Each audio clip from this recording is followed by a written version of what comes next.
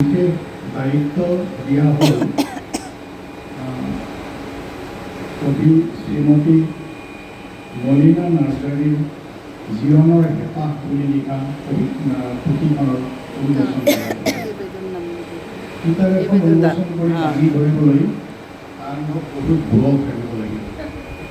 সেই বল কেনেকৈ আহে আপুনি বহুত চৰ্চা কৰাৰ পিছতে সেই বল আপোনাৰ কামটো লাগিব। মই চৰ্চা কৰিছোঁ বুলি ক'ব নোৱাৰোঁ। অৱশ্যে মই এটা কথা দাবী কৰিব পাৰোঁ যে মই পাঠক, সন্মুখত যি আহে তাকে কৰোঁ। ভৰেচিয়া জিলাৰ যাক কয় সময় পালে যেতিয়া সময় পাওঁ তেতিয়াই।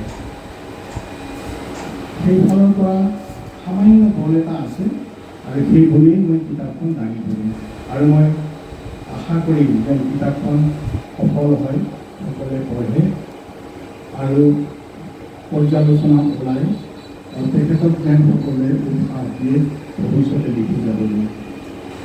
মই ভাবোঁ যে কবিয়ে হওক, ঔপন্যাসিকে হওক, সাহিত্যিকসকলে নিজৰ কলম কেতিয়াও শ্ৰদ্ধা কৰিব নালাগে। মগজুত যি আহে হাতে যিমানখিনি বল থাকে হাতত সেইদিনালৈকে লিখিয়েই যাব লাগে। কাৰণ সৃষ্টি ডাঙৰ কথা। মই আশা কৰিছোঁ যে শ্ৰীমতী নাৰ্জাৰীয়ে সৃষ্টি কৰি যাব ভৱিষ্যতলৈ ভালৰ পৰা ভাল সৃষ্টি আৰু তেখেতৰ ভৱিষ্যতলৈ সাহিত্য জগতত উত্তৰোত্তৰ উন্নতি কামনা কৰিব। এতিয়া মই কিতাপখন উন্মোচন কৰিম। মই ভাবোঁ আপোনালোকে কিতাপখন ভালদৰে গ্ৰহণ কৰিব।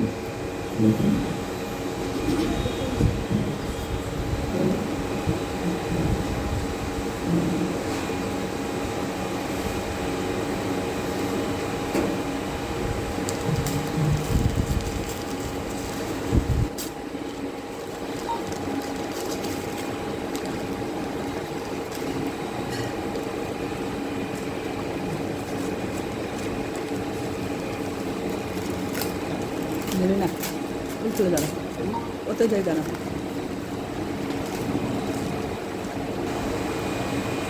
যা ওতে যারা খাও, সাইড দিয়ে যারা খাও না তো।